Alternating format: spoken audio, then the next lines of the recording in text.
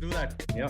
Mr. Fali in the house. I'm so excited to have you part of this journey. Thank you for accepting my invite. That's the first and foremost thing. You have always declined it, but you're super kind enough. And then probably out of the your 105th guest, Wow. by the way, for the record, and you were one of the quickest to respond to say, "Yep, I'm in." And trust me, there are guests who I'm still chasing. It's over a year since I've been chasing, and it's Right. still yet to happen. So with Right. compared to that, super quick. Uh, Thanks. Thank you Thanks so very much much once for having again. me. So I've heard a lot about you. Of I course, hope I've, all I've good. traveled a lot for a number of concerts in the Mm, past when concerts were a thing in the past. yeah. Yeah. But I've not had the opportunity to meet you or interact with you. I apologize, but Yeah. I'm pretty sure the next time a concert happens, I'm definitely going to be catching up with you, have a coffee, and we'll do a deep dive even then. Definitely. Definitely. For sure. So thank you once again for accepting. And then, so I have a lot of things to talk to you about. Sure. I think this podcast is going to be a deep dive. This is the kind of podcast I absolutely look forward to having Yeah. because one is because I treat myself like a layman. I am one. So I want to learn a lot of things in terms of how magic is created because I've always witnessed the concerts, but 17, 18 concerts that I've traveled to India and other countries. I've just Hmm. witnessed it as a hardcore fan of Sir and then Yeah. as an audience.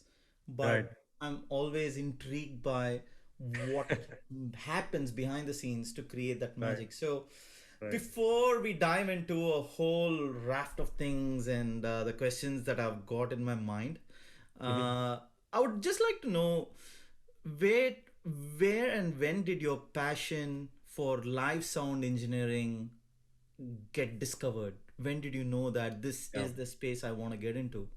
You could have Yeah. chosen so many other things, but why live sound engineering? The funniest thing is that I kind of wanted to get into this right from school, because in school we had a little, auditorium with a PA system. Right. And when I say school, I would have probably been maybe 8 or 10 years old when I first got my hands on the school, mixing console.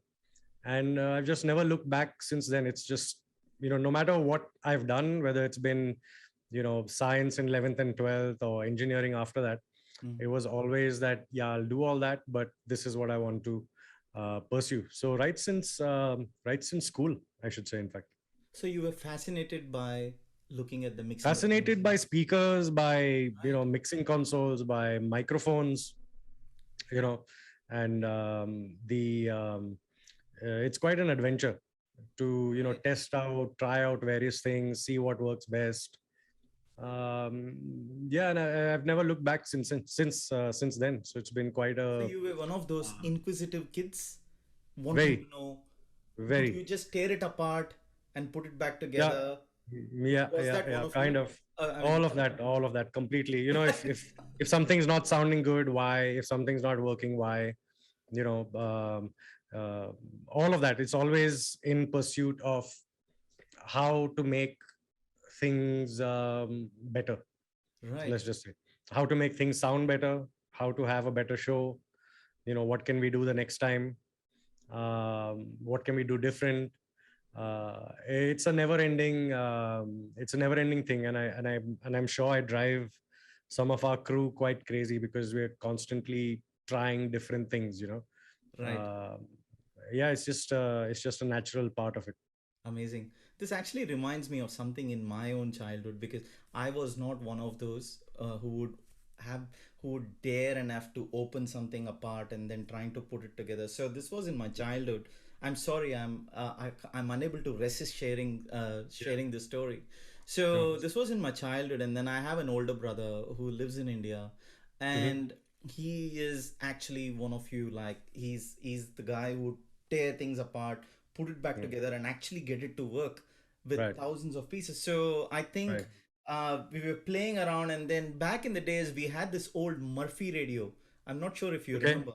Yeah, yeah. So remember dad had bought that, and then myself and my brother were playing around, and then I was chasing him, and then somehow I think I wanted to carry the radio along with me, and then Okay. he was downstairs on the ground floor, I was on the first floor, and then he said, why don't you come down and give me the radio? And I said, no, just take it from here, and just dropped it. And Right. he didn't have a clue that I was going to drop it, and it Right. smashed to pieces, Mashed.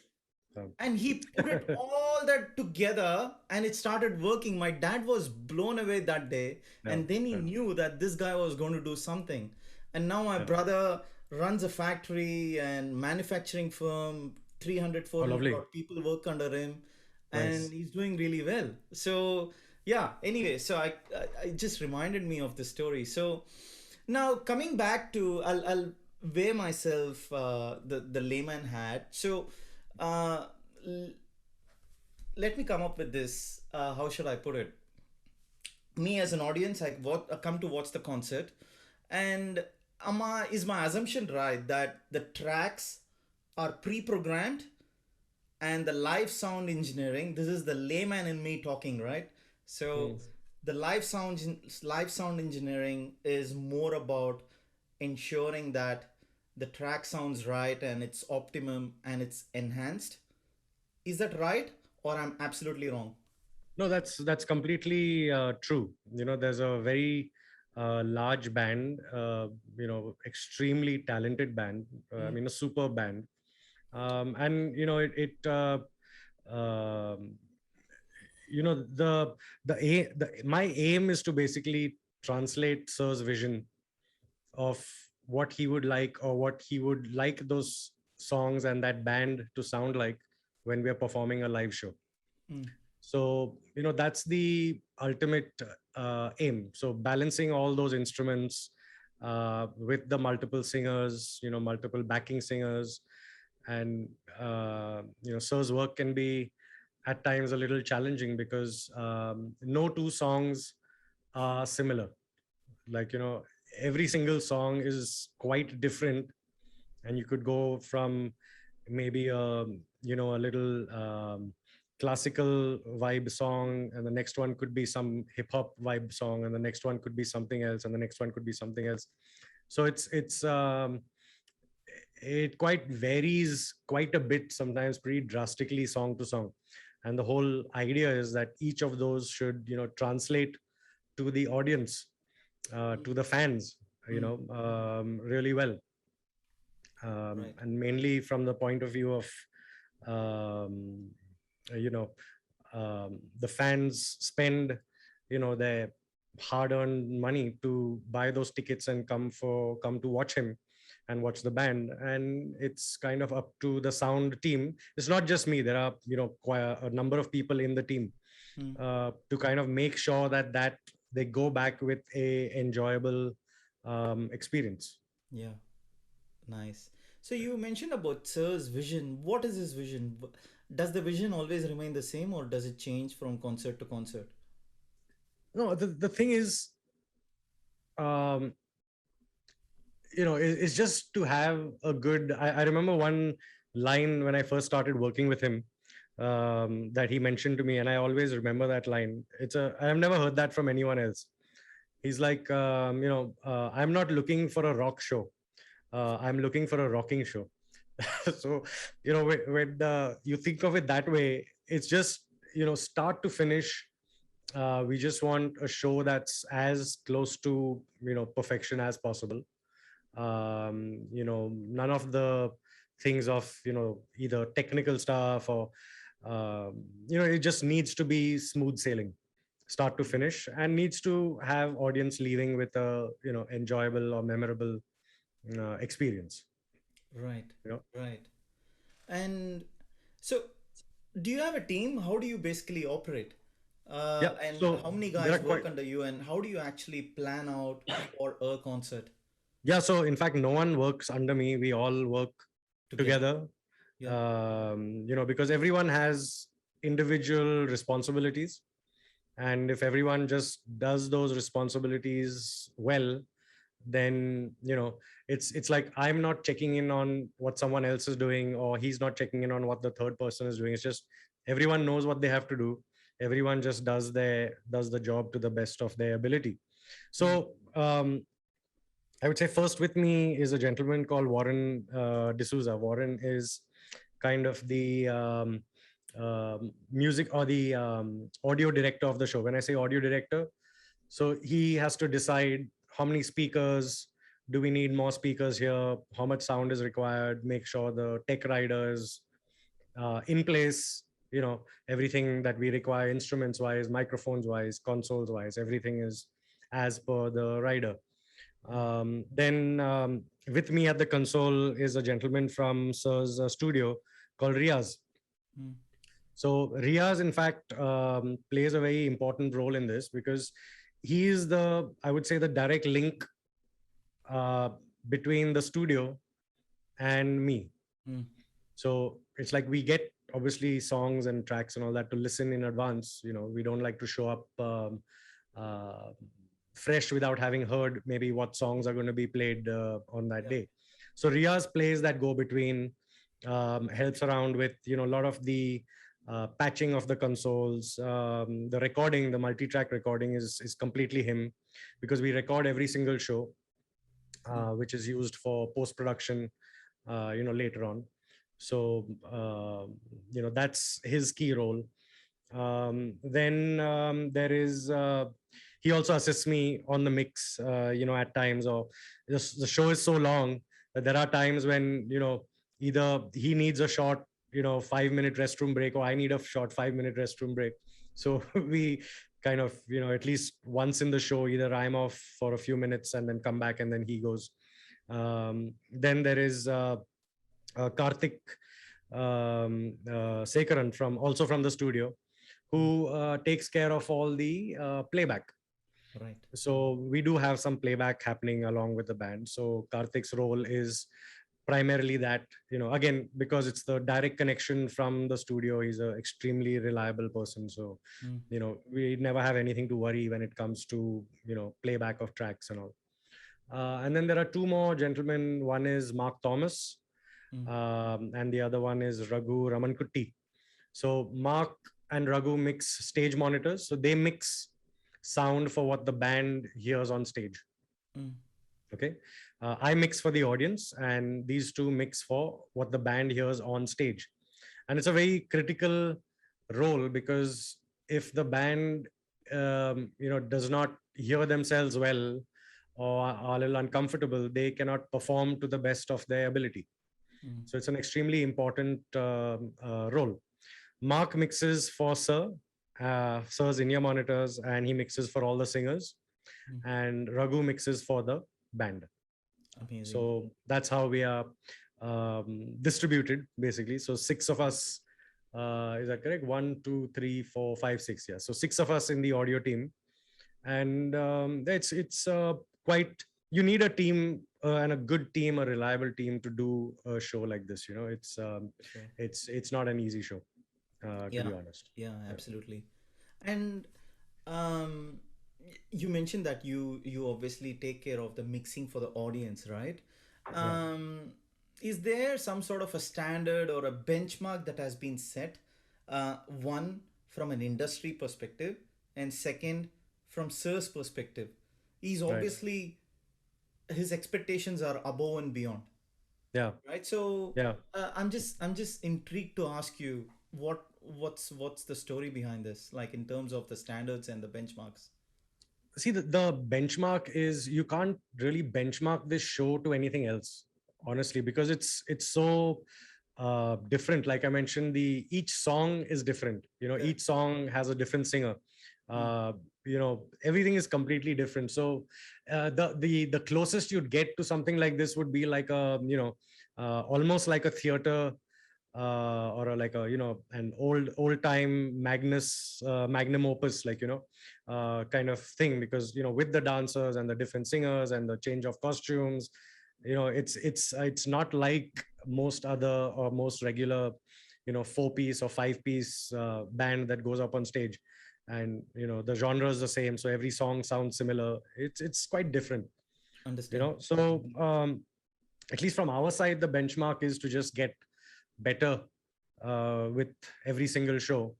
And obviously we record all the shows, so we sometimes go back and have a listen, and some throw out ideas. Hey, next time in this part of this song, can we try this? Or in next time in this part of so and so song, can we try that?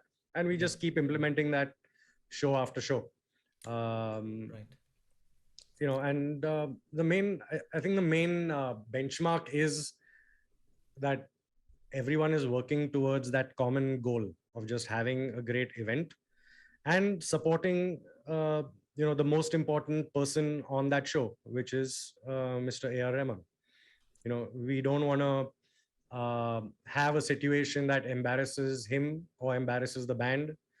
So a lot of care, a lot of attention, micromanaging sometimes just goes into every single thing of it. I can imagine. I can imagine. And Yeah. do you uh, do you look at getting inspiration from, let's say, Coldplay's concert, right? Right. In terms of, I'm just taking that up as an example because that is the Right. only other concert that I've seen aside from Sirs.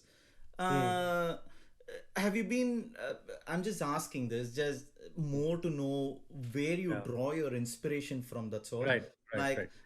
I've done things for years together in a certain Right. way, but I Right. would also like to know how others are Right. doing it. Right. Maybe there is a learning that I can take, or maybe there is something that I can unlearn. Uh, Right. You know where Right. I'm coming from. Yeah. See, I think the main thing about this job that really fascinated me was that every day is different, Hmm. and every day is a learning experience. You just it's strange, but like 15 years of doing this, and there's no 2 days that's exactly the same. It's just never happened. In all these years with all the various bands that I worked with, it's just never happened that 2 days, maybe even of the same artist, are exactly the same. There's something that's different, there's something that you have to learn. My inspiration comes from actually watching a lot of the bands and a lot of the artists that I've grown up listening to. And there's always a connection. Hey, this cassette, or yeah, yes, cassettes are still, I still do have a cassette player and some cassettes. So this song recorded in the studio translates in a certain way when it is performed live. And you get to see a lot of these bands, the amount of hard work that they put in, because from a sound engineer's perspective, it's very easy to identify kind of what's happening on stage. Hmm. How tight the band is playing, are they comfortable, are they not comfortable, how they speak to the audience, the vibe that they hold with the audience. And from a technical standpoint, of course, did that show sound, how did it sound, did it sound good, what about it sounded good, Hmm. and try and take away small, so small tidbits from each of those shows. Hey, in that show I really liked how that bass guitar sounded, or in that one I really liked the sound of something else.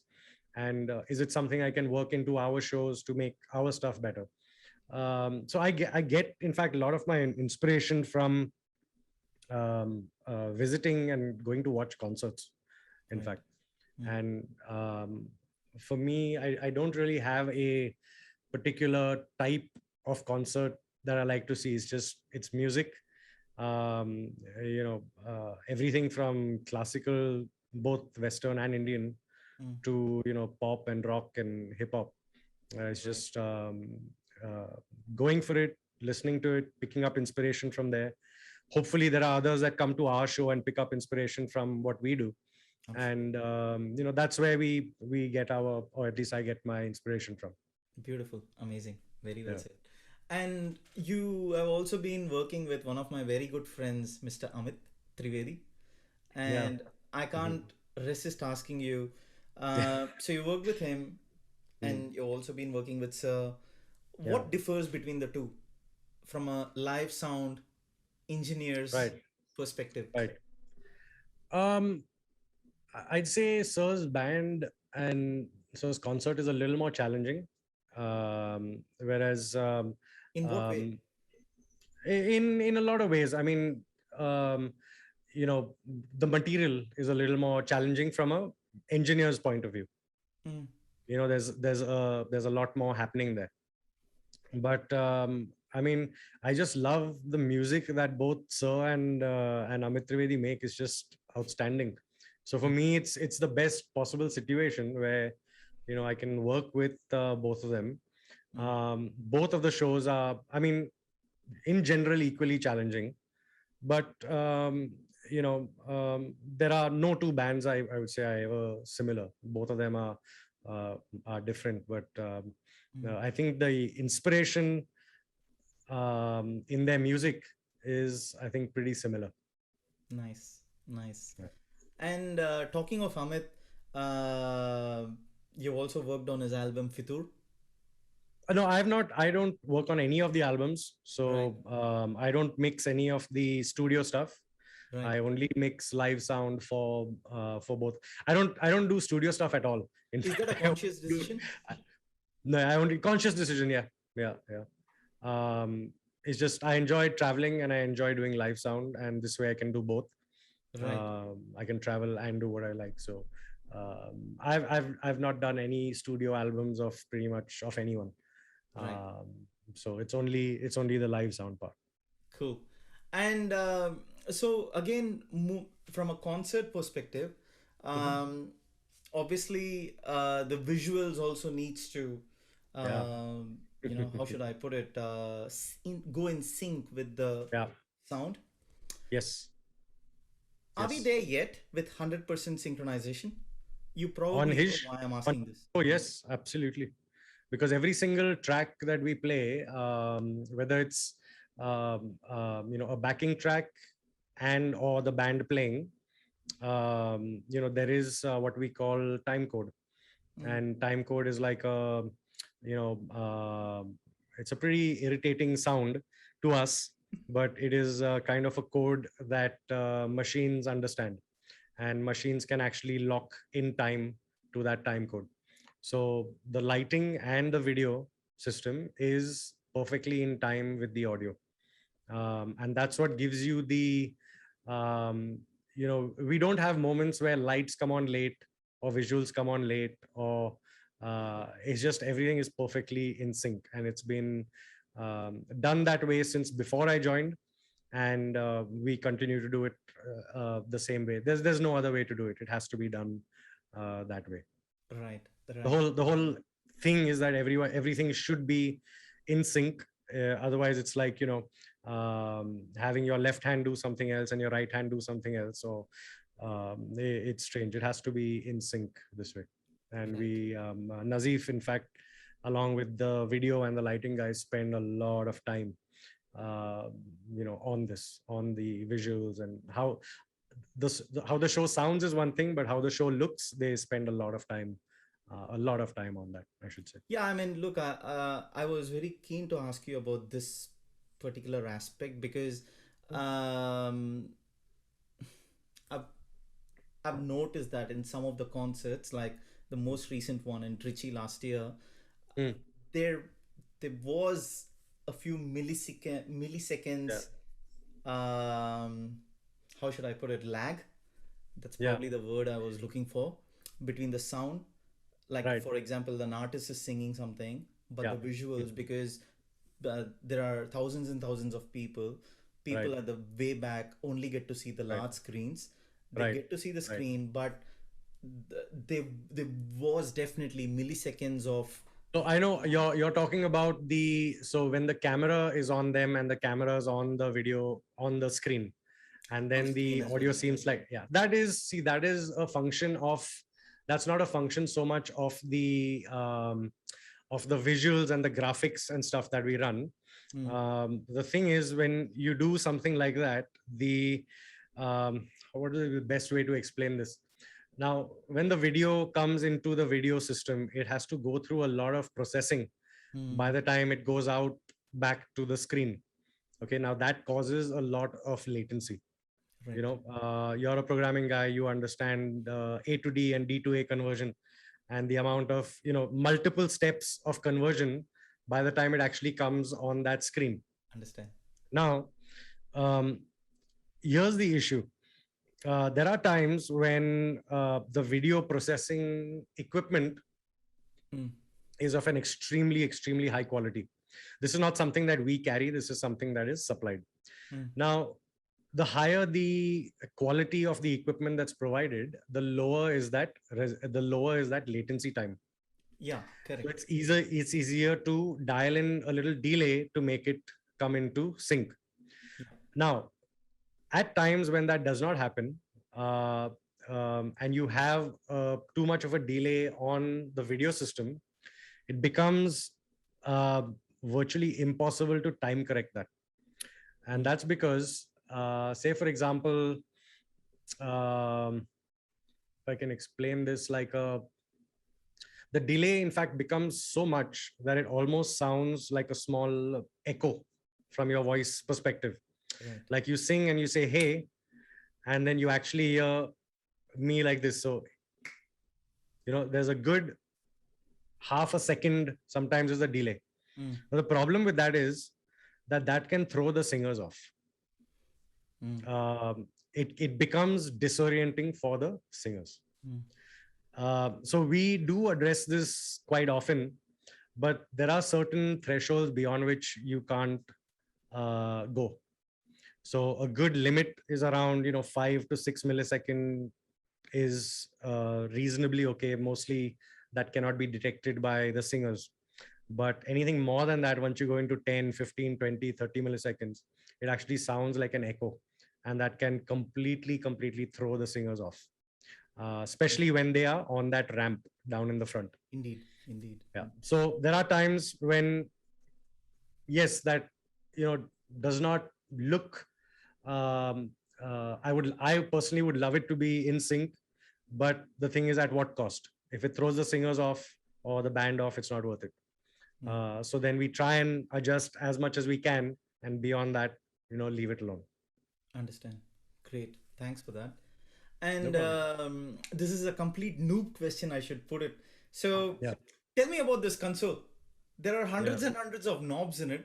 Bloody hell, Yeah. it would drive me crazy if I had to stand Yeah. next to it. And the concerts are usually in the late in the evenings. And Yeah. how do you know which knob is for what? But I mean that's it would be the same thing if I went to Sir's studio and saw all his keyboards. I would be just lost. I would not know what is where, and what does what, and you know but then for him, if you turn off all the lights in his room, he'll still know exactly what is where, and Correct. what knob does what. And I think it's a similar thing for us when it comes to the console. It looks more complicated than it actually is, Yeah, but it's not that difficult. right. It's not that complicated. Great. And so, I mean, do you have a count on the number of concerts that you have done so far in the last 15 years of your journey? Oh, I would say even if you average it out to around, I don't know, in a good year, maybe about 100 in the Oof. year. Some years even more. There were some years where we would do like, I'm like with the various other bands that I've worked with, we do about 20. I think the most I've ever done in 1 month is 27. This was, I'll never forget it. This was November 2015. 27 concerts in the month of November. But the thing is, I never want to go down that route again, Mm. because at the end of the day, it becomes, it's too fatiguing, firstly. Yeah. And then it comes to a stage where you just want to get done with the show and go. And I didn't want to go down that route, so I was okay doing a little less work, but doing work that I enjoyed more.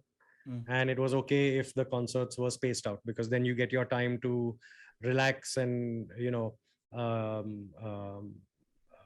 relax before the next show. And you come fresh for the next gig, as opposed to coming pretty tired and drained out, and then not being able to give your best. Yeah. And with this one, um, you have to come with your A game. There's no I would say, like, with someone as hardworking and as dedicated Mm. as Sir is, um, it motivates everyone else that he's got so many things going on, and is still productive, and everyone else needs to find a way to kind of be the same, because there's no excuse. If he's recorded all night and can still come in the morning and do a sound check and perform a show in the evening, we have no excuse because we've probably slept the entire night and had a good rest. For sure. So it's just uh, the amount of hard work I think that he puts in, it does not, I wouldn't say for anyone else, but for me it just drives me to, in the thought process, that if he's putting in so much Mm. on so less sleep, then I have no excuses, you know. uh, So that basically yeah, keeps you on your toes. keeps you on your toes. There's no question about that, you Yeah, know. right, Absolutely no question about that. right. And just sort of curiosity, Hmm. um, any, I mean, how should I put it? You know, you always look after the of course the mixing part of the, or you know, the for the audience, and then Yeah. everything else that happens from a sound engineering perspective or a Yeah. live sound perspective. Hmm. How do you plan to ensure that there are no goof ups, if at all there are any goof ups? How do you rectify that, and then what sort of goof ups does actually occur? That's probably what I was trying See, to the whole name of the game, I would say, is that the audience should not know and the band should not know. So, yes, there are times when we've had situations, but our perspective is, how do we deal with that situation in the most in smart the way. way that, no one will really know that something is not okay. Right. So and you can only do that with a really incredible team. Hmm. You would struggle otherwise.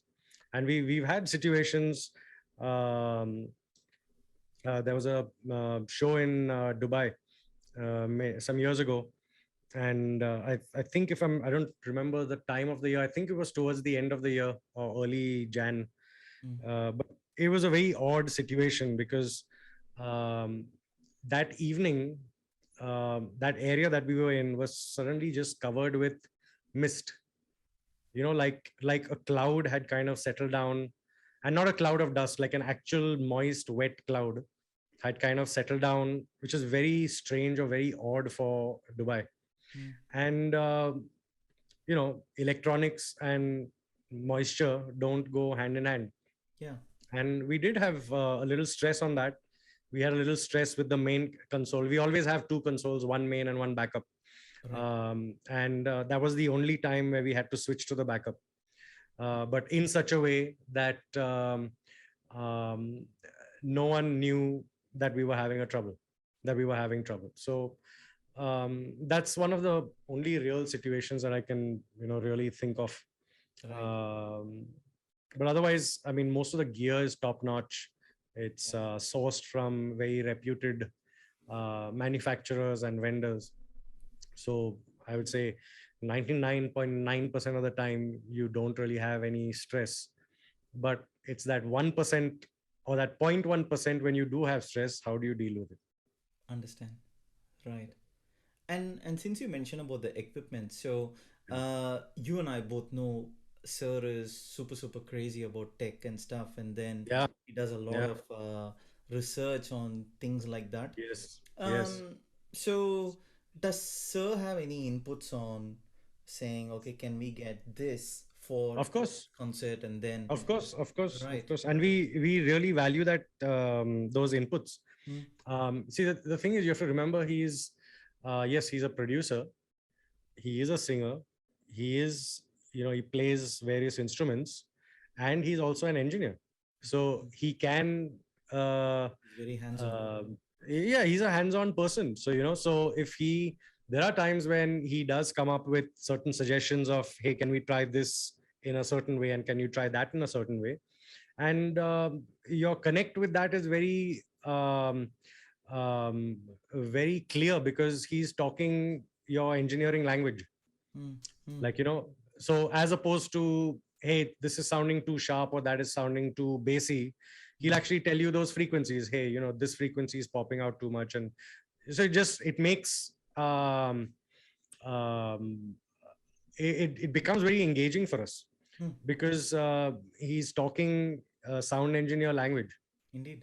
and I think completely different respect comes for that, because uh, if you put him in a room with a microphone and some instruments, he can play all of it, record all of it, and mix all of it. So it's like, it's a um it's a pretty unique quality, I should say. Very true. Yeah, amazing. And that leads me to asking you the next one. Um, can you please give me a rundown on the sound check story? So, what Yeah, really happens in a sound check, and does obviously Sir becomes part of the sound check? And yeah, what I'm also curious to know is, does he actually have inputs on saying, for this particular track at this point, can I have a little bit of reverb? And of things course, like that. of It course, can be of anything. course, I'm of just course, making it up. of course. So, See how the do you the remember Yeah, that yeah, out of the 30 odd songs in that yeah, set list, yeah, for yeah. that particular track at that Correct, particular timestamp, Sir had asked for correct, a little bit of reverb? How do you remember correct, and how do you program that? So, correct. Yeah, so it's see the sound check. Um, we try and keep it as quick and as brief as possible, because right, we do, I would say, 90% of our testing and debugging and whatever has to be done before. right. Because when the band comes, and especially when Sir comes, we don't want to be wasting time doing all that. It's not respectful. Mm, um, you don't want the artists to come in and then just have to wait around. you know mm, you want everything to be ready, where they come in, plug in their instruments, start playing, everything's good, and run through a few songs. Unless there are new songs, then we spend a little more time. um, so the aim is always to make it as quick and as accurate as possible, mm, without getting everyone tired, because we still have a show to do that evening, so you can't get tired in your sound check. The second thing is, yes, um, there are a lot of inputs that come from him, and at times come from other people in the band as well. And the thing is, so now, there are a lot of inputs that come from Sir, that come from sometimes the musicians, sometimes the other singers. Hey, at this point I'd like this, and at that point I'd like that. And usually, when we are having those discussions, it's during the sound check. So we try it out there. If it works, great. And all these sound consoles, they allow you to save what's called snapshots mm. for each song, for Right. example. So once you program that effect into that snapshot for that song, when you're actually performing it on stage, all you need to do is recall that snapshot. So when you recall it, that effect will come back, or that particular EQ will come back, or that particular mix will come back. And that's very important for us, because like I said, the songs are different, and the treatment is different, and the singers are different, so everything needs to change. Mm. So without having snapshots on our consoles, it would be pretty tough to do Understand. this show, because it's impossible. Sometimes the changes are so soon, and so different, that even having 10 fingers is not enough to make those changes so fast. You have to program it, or pre-program it into the console to Mm. make that happen. um, but yeah, every single, I think by now, um, I must be having maybe 200 odd snapshots, because of the various shows and the various songs that we've done over time. Right. So if it's something that we've already done, then I can scroll through the list, recall that. Then my mix comes back, my EQ come back, everything comes back to what I had originally programmed it for. Understand. Without that, it would be pretty tough. Right, right, Yeah, right. very difficult. And And we make notes on, easiest is on, so we get a set list, mm, all the songs, and then in each song we have, like, who's singing, who are the backup singers, what are the key instruments or the solo instruments. So we have that charted out in a list as well. So um, that is your point of reference. Then once you program a snapshot on the console, you can save notes. It's like a literally like a notepad file from your Windows notepad editor. It looks exactly like that. So you make notes over there. You can highlight those notes. And um, yeah, I mean, that's the way you recall a snapshot. Then the notes window will pop up, read the notes that you've written over there. And this is usually, I would say, for the maybe the first time you're doing, if it's a new song, the first time you're doing that song, or at the most the second time you're doing that song. But for most of the regular material now, we are pretty sure of the material. So there's we still do double check, but we're pretty confident about the programming that's been done before. Understand. And so with the snapshots and stuff that you just mentioned about, now this is what runs in my mind. So the mixing is usually preset for every track. Am I right or wrong? No, the starting position for that mix is preset. Right. So Right. it may be, say, singer 2 is coming up to sing, and then the previous song had maybe singer 4 singing. So the fader for singer 4 goes down and the fader for singer 2 comes up. And maybe slight changes in the mix. Maybe in the first song, there was a flute as the main solo instrument. Right. And in the second song, there was a sitar as the main solo instrument. Yeah. So in the second song, you don't need the flute. In the first song, you don't need the sitar. So all those changes happen in the snapshots. And it's not preset. We have to still mix because there are still a lot of elements happening. But these actually just give you your starting point for each song. Understand. And one of the other things that I also wanted to ask, this is just me being curious. Obviously, the artists and the musicians up on the stage can interact with you, right? As in some sort of a sign language, as if something needs to be up. We took care of that sign language situation a long time back, because Right. I think that is one of the worst things to have on a show, is that waving your hand and more this, more that. So we have a talkback solution where if you see, there'll be a microphone like in front of the guitar, bass player, drums. Even though they're not singing, those microphones are actually for talkback to Mark and to Raghu at the monitor console. Right. So if they want any changes, they talk into that mic, and then these guys pick it up and make that change. If you're playing a guitar, you don't have time to wave your hand and get your guitar off the strings while you're playing. You have to play, so it's not, and it doesn't look nice. It looks pretty unprofessional, so in that question of yours of where I draw inspiration from to make these changes, now this solution is something that I saw on a show of these talkback boxes, and I ordered about 6 of them the very next day. I was like, why haven't we been using this before? It just makes the communication on stage much straightforward and much easier. Understand. Right. Yeah. And do you guys have any how should I put it, post concert debrief sessions with Sir, in terms of figuring out what went great, what could have been better, what can we do better in the next concert, so to speak? I mean, a lot of that is either comes through Nazif. Yeah. It does not come like through him directly. So he'll communicate to Nazif, and then Nazif will kind of speak to us. And we do. So at times, there are times when there's nothing, and there's times when, there's times when there are a few things.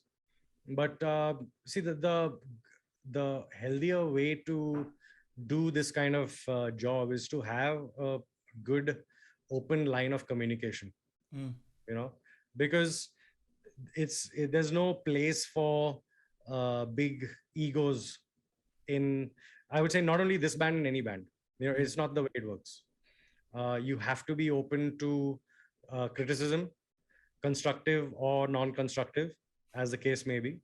But that's the only way. See, if you don't get feedback, you don't know, in your mind, things might be perfect. But in the artist's mind or someone else's mind, it might be different. So there's no harm in listening into a suggestion, and then actually thinking about that suggestion and seeing, hey, you know what, yeah, that actually makes sense, so maybe the next time I'll try that. There has to be a very clear, open line of communication. I think that's critical, um, for this business. I like to compare it to, it's no different from any other service business. If you're a chef in a hotel, in a restaurant, and the customers don't like the food, they're going to tell you. Now, if you don't like their suggestion and think, hey, my food's great, and the customers don't know anything, then you're not going to be in business for too long. Your customers are not going to come back. So it's the same thing. I mean, we are doing a certain job. It is like a service job, and it's completely open to suggestion. No question about it. Amazing, beautiful. And one of the things that usually happens in SIRS concerts Yeah. is a lot of improvisations happens on the fly on the stage. How Yeah. do you cater to things like that? Because obviously You that's have not to been part be of the ready for it. rehearsals. You Sir have to gets be ready excited for it. or the team gets excited and Yeah. they get Yeah. into a zone and perform Yeah. something. Yeah. As a live sound engineer, what goes Yeah. in your Yeah. mind then? See, the thing is, most often now, most of the parts are pretty clean, so we know when they're going to improvise. But there are times that we get caught off guard, and we have to be prepared for it. So that happens, and it's great that it happens, actually, because someone that comes to see a show today and comes to see a show maybe after 6 months, you would like to see something different, some kind of improvisation, something different happening. So you have to just be either anticipate it or be ready for it. Or sometimes if you have a feeling it might happen, then I'll check with Nazif. Hey, do you think they're going to improvise in this section? And he's like, I'll check with them backstage, and if there's anything, I'll communicate that to you. You have to be otherwise ready for it. Yeah. Right, right, Yeah. understand. And in the all in of all the concerts that you have done with Sir, Mm. Yeah. has there been a concert or maybe even a song that has been the most challenging for you from a live sound mixing perspective?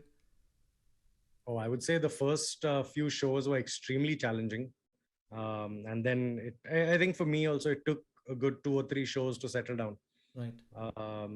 But then post that, I mean, I just enjoy the material so much. So it's, we, between Riaz, myself, and everyone else, we Yeah. just try and prep as much as possible before the show actually kicks off, because during the show, yeah, we are working, but we still want to be able to enjoy the show. We are still part of the we are working, but we are still fans, and we are still part of the audience. Of course. So we try and just do as much as we can, every single thing, Mm. so that we change that snapshot, like the next song starts, and a few seconds just making sure everything's fine, and then post that actually, listening critically to the show, and listening sometimes not so much from a audience perspective, but from a sound engineer's perspective, but listening from critically from an audience perspective. Yeah. Yeah. Because I'm not mixing the show for myself, I'm mixing the show for the audience, and it's very important. Right. And maybe on that note, which has been the most memorable concert for you? If we had to pick maybe just one of all the concerts that you have done for Sir, and if that does have a reason that makes it memorable. I would say for me personally, 2 shows stick in my mind. Mm. One is the show at the Dubai Coca-Cola Arena. Yeah. This was in late 2019, Yep. I was supposed to come to that. November, I think. Yep. And I think the year before that, in um, of course, every time we go back to the south of India, so either it's Trichy or Chennai, those shows are on another level because it's a home crowd. Were you there in the You know, Trichy concert last year? Yep. Yeah, I was there. That was the last concert that Yeah. I attended. Yeah. Yeah. I wish I had known you then. And then there was a all Tamil show that we did in Canada. Mm. in I don't remember the year. I think it was 2018 or might have been 2017, but it was day one was all Hindi and day two was all Tamil.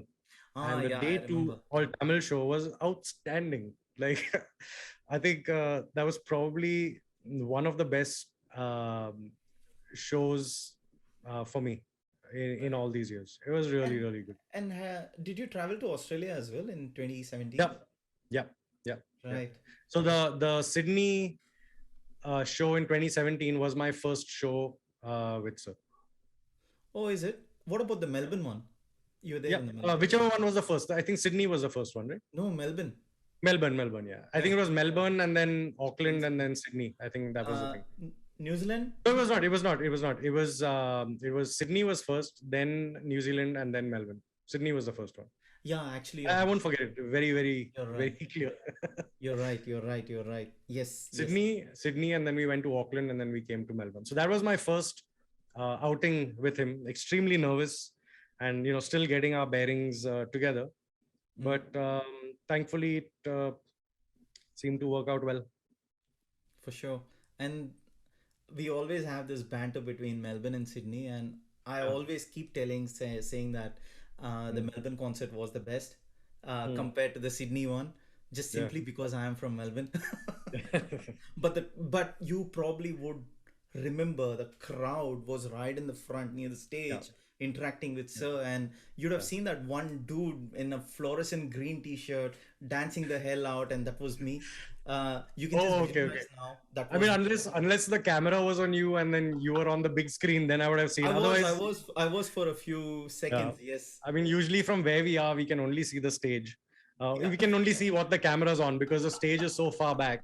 Everyone on stage looks very tiny. So, Yeah. very often we're just going off what we see on the screen because the cameras are tracking them. Understand. Understand. Yeah, but I mean, if it's a bigger show, it becomes even a bigger of a problem. But because we Yeah, can't, sometimes we physically need to see the stage, and at times we are pretty far back. for sure. So And as a live sound engineer, how do you keep yourself updated with the evolving tech? oh, To you just have to newsletters, exhibitions, right. you know, friends who are engineers in different countries. Hey, what are you guys doing? What's the latest? And yeah, reading new manuals. The thing is that technology changes so quick Hmm. that you have to keep pace with technology. Yeah. Technology does not wait for anyone. Uh, you know, and if you're not in the race, updating your technology, you can't bring the best technology to your work. Very true. And yeah, it's a newsletters. I think maybe 5 or 10 every day from various manufacturers or companies keep coming in, and you read them. Some click, some don't. What clicks, then you end up going to the website or going to Yeah. YouTube, checking what videos they have, maybe calling them up. Hey, can I get to demo this or demo that, or try this or try that? Yeah. Yeah. And in the last year and a half, a lot of things has changed. Have Yeah. changed rather with the pandemic and stuff. Yeah. So did that? I don't know how the pandemic has had an impact on you, more from a creative or an innovative perspective. Has it Yeah. been, but in terms of looking at the, what's called this virtual concerts and things like that? Yeah. Did that cross your mind, and is that the way the industry is going to make it more like a hybrid? So I think both have their place. Hmm. I mean, um, I think hybrid and virtual events are here to stay for a little while, Hmm. but I don't think they can ever take the place of an actual live concert. It's just not That's going to true. happen. That's true. The vibe is just not the same, you know. But yeah, the learning has been there. So on my end, it was how do I kind of bring that same excitement, whether I'm doing a virtual concert or whether I'm doing a webinar, you know. Yeah. So then I remember at the start of the lockdown, I happened to see one webinar. It was not a webinar, it was a interview of Sir with um, what is his name? With Will I am Oh yeah, from the yeah, Black Eyed Peas. Yeah. yeah. And I called Karthik up the next day. I was like, man, what camera is sir using? And then I was like, Something, right? yeah, it's the it's the attention to detail. Yeah, Yes, of course, you could open your laptop and use the laptop camera and use the laptop correct. mic, but um, is that going to be of a certain quality that you want? No. Is there an alternative? Yes. Does it cost a little bit to invest in that? Yes, of course it does. Yeah. And I placed an order for a camera the very next day, and I was like, if I want and of course I work with a microphone manufacturing company, so Mm. mics are always here. But the thing is, if you have to make virtual events engaging, it needs to almost feel like you are standing in the it needs to almost feel like you're standing in the room with those participants. So how can you do that? Firstly, you have to have a good camera, and the second thing is you need to have a good mic because they should be able to hear you clearly. Mm.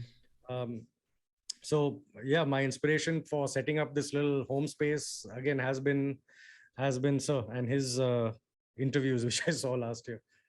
Yeah. It's I mean, it's a with him, it's this constant attention to detail. I think that's the biggest thing that most of us that work with him have taken away Yeah. from that, is this Yeah. attention to a minute attention to detail. It's a very important aspect, I think, that I've taken away. And Absolutely. most people that I think know him take that important detail away, the attention to detail. Very nice. Yeah. I can relate to it too, what you just mentioned, because last year when Sir came on the podcast, Hmm. uh, stunning. His Yeah. camera was great, and then uh, I, my camera looked like it looked absolutely shit. I have no shame in saying that. So the next day I called Karthik and I asked, man, which camera did Sir use? Tell me the model. So he said A3, whatever that was, Sony Yeah. something. And then I looked it up. It was a bloody $17,000 camera. Yeah. Okay, I can't afford it. And I said, okay, at the least, what can I do? Yeah, Yeah. okay, maybe get a 1080p webcam, a decent webcam to start with, Yeah. because Exactly. I couldn't afford a DSLR camera then. So it's only recently I got myself a DSLR camera, and then still trying to get a hold on the lenses and Yeah. manual settings and whatnot. Yeah. I've had a Yeah. massive learning with every aspect, but that's the best part. So I got heavily inspired with the way Sir looks at the details, right? Even for a tiny podcast like this, he ensured that the camera angle was right and the right Yep. kind of camera was used and things like that. So that's with every interaction that I've had with him. That's the kind Right. of quality that I always see. I mean, it's the one of the oldest sayings, which is that the devil is in the details. So it's like you don't take care of the details and the overlook stuff, and that's where you start to have Mm. Mm. problems. Right. No matter how small the detail might be, Of course. it has to be given the same importance. Right. Yeah. So, coming towards the end of the podcast, I Mhm. think the conversations were just phenomenal. I'm glad that you didn't bash me up by the end of it, because I was thinking that, okay, with all my noob questions, this guy is going to beat me up by the end of it. So, I'm glad Yeah. you didn't do it. You've been extremely kind. No question is a noob question, and no question is a silly question. Like, if you don't ask questions, then you're never going to get to know. Correct. If you ask a question, the worst the answer can be is no. But in my experience, most of the time the answer is a yes or an explanation of it. So there's no uh, a question is a question. You have to Thank ask you. them. So, what's the future of live sound engineering? Where's the industry heading? What's going to happen in the future? Well, I dearly hope it's back to shows starting 2022 and back in a big way. Well, I think for a lot of us, it's been quite tough Mm. sitting at home. Yeah. I mean, yeah, we're doing stuff, but when you spend nearly 15 years on the road, Mm. a good thing is that it's given us, or given me at least, a good time off, which Family time. I really required. It was just getting too much. Mm. So the time off was good. Spend time with the family, with my kids, and I think they're 6 years old now, and this 2019 till now is the most time I've actually spent with them. Before that, it was, you're here in Bombay for a day, you're out for 3 days, you're back for 2 days, out for a week.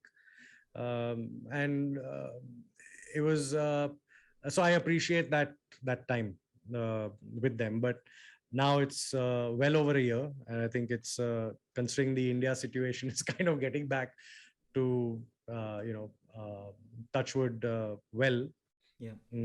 I ideally hope that we get back to some good large events like we were used to in 2019 and before. I'm sure it'll go that way. Amazing. Great. And is there a message that you would like to share to Sir via the podcast before I let you go? Oh, just, thank you dearly for the experience of, having me and the rest of the audio team as part of this journey. It's been extremely, it's been a big learning experience, extremely fulfilling, and I cannot wait to get back to it. Of course. And I cannot wait to travel and watch you guys perform and start bugging you right at the console. Hey, why did you turn that knob up? No, I'll not do that. Fali, it's been an absolute pleasure having you on this podcast, and I learned heaps. I was basically visualizing things as you were describing. So yeah, it makes a lot more sense now for me when I think about a concert and what really happens, because I've also how should I say, I've been fortunate to watch the rehearsals and stuff too. Yeah. And now I'm able to connect the dots in terms of, okay, this is how things are done. And yeah, it's great. I mean, I cannot wait to catch up with you guys when I travel again in the next concert, whenever that is. I hope it's sooner rather than later. I can't wait for it. It's been well over a year and a half or longer without concerts and without travel for me, so I cannot wait. Looking forward to it. I'm looking forward to meeting you in Melbourne at some point. Yeah, for sure, 100%.